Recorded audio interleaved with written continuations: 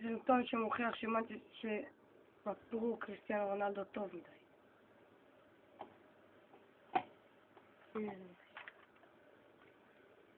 אז יתחילו יותר מוקדם.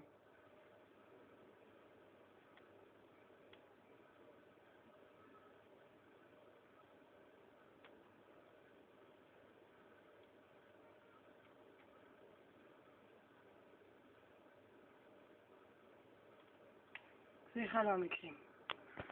וזה מקרה אחר באותו משחק.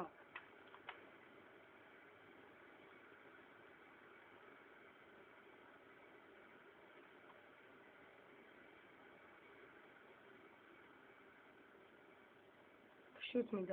אנחנו מדברים על רמה נורמל, רמה שלישית מתוך 5.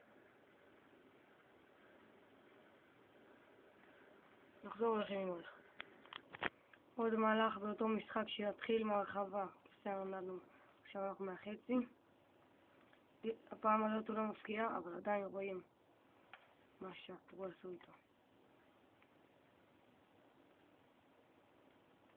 הרבה יותר מהיר, הרבה יותר חזק מכולם. הפעם הזאת בקושי יוצר, לחזור מאוד חזק. זה מקרה אחר שטבז מקבל לכדור. טבז טיפה פחות רואים את קריסטיאנו רונלדו, אבל גם יש לו יכולות.